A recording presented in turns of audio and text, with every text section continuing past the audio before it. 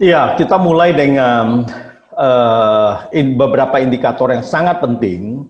Pertama adalah ekonomi ini tidak terlepas dari tentu saja COVID. Ya, itu juga alasan pemerintah bahwa COVID ini yang membuat resesi. Padahal kita tahu bahwa memang ekonomi Indonesia itu menurun terus ya sejak beberapa tahun belakangan. Nah, COVID ini akan menjadi suatu puncaknya di mana bahwa ekonomi Indonesia itu sehingga masuk resesi. Nah, kalau kita lihat penanganan COVID ini kalau tidak ditangani dengan baik, maka jangan berharap bahwa ekonomi itu juga akan membaik. Dan kalau kita lihat, gelombang pertama saja tidak pernah surut. Ya, kita punya tren itu kalau di tempat lain, di negara lain sudah begitu sudah turun. Nah, mungkin gelombang kedua varian baru mungkin meningkat lagi. Tapi Indonesia masih naik terus ini. Nah, ini yang bahaya. Dan ini banyak ada yang melihat bahwa ini memang pembiaran. Pembiaran dalam arti kita ada PSBB, ada apa, tetapi tidak ketat. Sehingga PSBB boleh dibilang bahwa ini adalah prasyarat saja, tapi kalau kita lihat liburan di mana-mana itu masih bertumpuk gitu orang ya. Nah, di sini yang terkena lagi banyak lagi terkena COVID. Dan ada yang melihat bahwa ini memang menuju atau menciptakan herd immunity. Nah, ini yang kita khawatirkan. Jadi kalau herd immunity itu ya tertularlah. Sehingga yang sembuh ya menjadi sembuh gitu, menjadi imun gitu.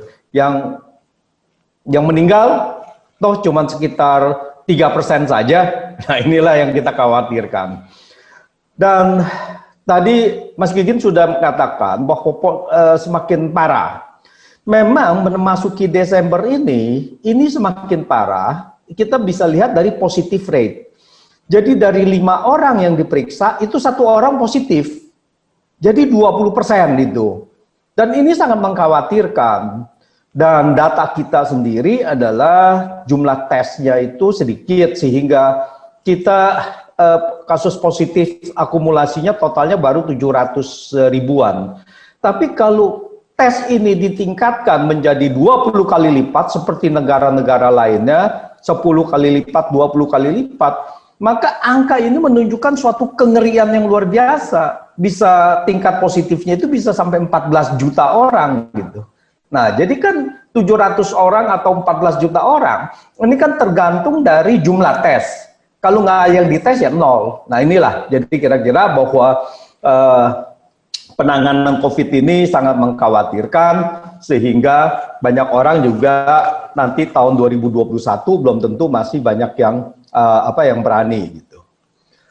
Nah, terus kedua, kalau kita lihat dari dampak ekonominya, kita tahu bahwa kita sudah masuk resesi, pertumbuhan triwulan 2 minus, pertumbuhan triwulan 3 minus, dan diperkirakan triwulan 4 ini minus lagi. Saya memperkirakan minusnya sekitar bisa 3% lebih. Kalau minus di Q3, 3,49% dianggap sudah membaik dibandingkan dengan triwulan 2. Tapi saya perkirakan triwulan 4 ini masih akan minus sehingga total menurut revisi terakhir dari IMF yaitu bisa minus 2,2%. Nah, permasalahannya adalah bahwa pemerintah dari awal ini tidak siap memperkirakan ekonomi Indonesia akan seberapa jauh terpuruk. Karena kalau pemerintah mengatakan bahwa ekonomi masih bertumbuh, maka kebijakan fiskalnya beda dengan ekonomi kalau minus 5%.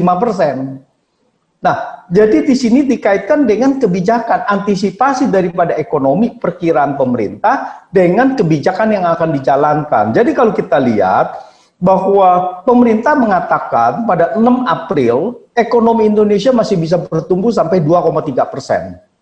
Masih sangat optimis. Lalu tentu saja bahwa kalau dengan pertumbuhan 2,3%, kebijakan ekonomi fiskal, kebijakan moneter itu berbeda. Jadi kita lihat suku bunga Bank Indonesia juga tidak turun seperti kalau itu resesi. Kalau di luar negeri sudah langsung suku bunga acuan itu menjadi 0%, tapi di Indonesia masih bertahap 0,25% sampai jangka waktu 4 bulan. Ya, ditambah baru akhir November itu diturunkan lagi 0,25%. Nah, jadi kita lihat bahwa Perpres 54 yaitu APBN 54 defisitnya sekian. Lalu kemudian dalam 3 bulan karena ekonomi tidak membaik dan Perpres tahun 72, Perpres nomor 72 yaitu meningkatkan defisit. Dan setelah itu karena pada bulan September itu masih mengharapkan masih positif 0,2%. Nah, 22 September masih mengatakan baru masih minusnya antara 1,7% sampai minus 0,6%. Jadi kebijakan ini berbeda dengan kalau kita bilang dari awal kita memperkirakan bahwa pertumbuhan ekonomi minus 2,2%. Apa yang harus dikerjakan? Kalau minus 2,2%, yaitu komponen mana saja, lalu peran pemerintah apa yang bisa untuk menahan anjloknya ekonomi itu. Nah, ini yang saya lihat tidak ada. Jadi kebijakannya adalah melihat ya coba ini kurang, ternyata anjlok, ini kurang lagi, dan sehingga tidak efektif. Itu termasuk juga kebijakan Bank Indonesia. Ya, kalau kita lihat suku bunga acuan hanya 0,25%, yaitu dalam kurun waktu beberapa bulan, 4 bulan. Kalau kita bandingkan dengan The Fed ya, Bank Sentral AS dan Bank Sentral Inggris, itu langsung dia punya suku bunga dari 1,75% dalam 2 minggu turun 1,5% menjadi 0,25% dan mendekati 0%. Nah, inilah bahwa kekuatan mereka itu jauh, kekuatan dari kebijakan itu kalau kita memperkirakan itu sangat ekonomi turun dahsyat atau tidak gitu. Itu kebijakan yang berbeda. Nah, kita lihat bahwa kebijakan perkiraan prediksi dari pemerintah dan Bank Indonesia ini tidak tepat sehingga kebijakannya pun tidak efektif. Nah, kemudian kita lihat apa yang menyebabkan itu. Kalau kita lihat fiskal, anggaran defisit memang naik tajam 353 sampai 1039 triliun. Tetapi defisit itu karena sekitar 400 triliun itu karena pencapaian pajak yang tidak tercapai. Jadi pertama adalah bukan karena meningkatkan belanja. Meningkatkan belanjanya itu hanya terjadi 200 triliun saja. Ya, jadi karena penerimaan pajak itu, jadi sehingga turun, sehingga defisit tentu saja membesar karena kita mau mempertahankan kita punya belanja. Ya, kalau kita bilang oke, kita dapat uang 100, lalu kita harus belanja 110.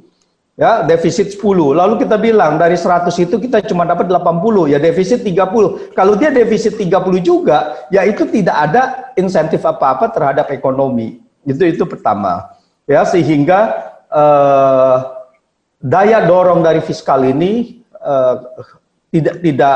tidak berfungsi kepada tidak berjalan baik kepada peningkatan ekonomi. Selanjutnya adalah beban fiskal kita ini sudah sangat berat. Untuk bayar bunga saja ya itu 27,15%. Jadi dari penerimaan pajak untuk kita bayar bunga itu adalah 27,15%. Dan ini sudah tidak bisa sustain, dan itu sudah dibantu dengan kebijakan minta Bank Indonesia membeli surat berharga pemerintah dengan tanpa bunga. Jadi bunganya sudah dibantu, jadi tidak perlu bayar bunga. Nah, dari defisit itu sekitar yang diserap oleh Bank Indonesia adalah 472 triliun. Di mana 397 triliun tanpa bunga. Bayangkan kalau ini dengan bunga. Nah, ini adalah beban-beban yang harus menjadi beban Bank Indonesia, tapi bukannya tidak ada biaya, neraca Bank Indonesia itu akan memburuk. Apa dampaknya? Nah, nanti kita lihat kalau ini dilakukan terus-menerus, maka neraca Bank Indonesia itu akan sangat memburuk dan akan mengurangi kepercayaan asing terhadap perekonomian makro Indonesia, khususnya bidang moneter. Nah, ya yang ketiga adalah ya tentu saja bahwa kebijakan moneter itu, bahwa suku bunga masih tinggi. Tidak ada di dalam resesi ini, suku bunga pinjaman itu masih komersial ya, masih 10%. Suku bunga acuan Bank Indonesia pun masih sangat tinggi, 3,75%. Ya, di Malaysia itu sudah lebih rendah dari 1,5%. Jadi suku bunga pinjaman ini yang membebani ekonomi, sehingga kebijakan moneter ini menghambat pemulihan ekonomi. Kebijakan moneter ini dengan suku bunga yang tinggi menghambat, menetralisir efektivitas dari kebijakan fiskal. Ini yang masalahnya. Jadi fiskal sama moneter itu tidak sinkron, bahkan saling membatalkan gitu. Nah ini yang sangat mengkhawatirkan. Dan Bank Indonesia memberikan insentif kepada perbankan nasional dengan kredit 3,75% untuk disalurkan. Lah ini juga salah arah, disalurkannya kepada manufaktur, kepada pabrik. Siapa yang mau investasi? Pabrik ini sedang kelebihan kapasitas. Karena permasalahan ekonomi saat ini adalah bukan di masalah di produksi, tapi masalahnya adalah di konsumsi. Daya beli turun. Nah, ini yang harus diberikan stimulus itu, bukannya masalah produksinya. Kalau stimulus naik, kemudian belanja masyarakat bisa meningkat dan pabrik bisa produksi bertambah. Jadi kalau kita lihat, misalnya sepeda motor, itu sampai dengan November ini, sampai dengan September atau November, itu hanya 58% dari penjualan tahun lalu. Bahkan kalau kita lihat mobil, bahkan sangat lebih parah lagi, kurang dari 50%. Siapa yang masih mau investasi di situ gitu? Kalau tidak ada permintaan meningkat gitu.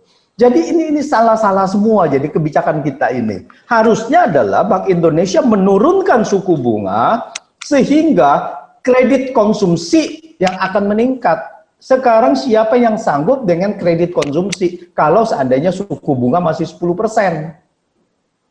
Nah ini permasalahan yang sangat mendasar, semoga itu bisa dikoreksi.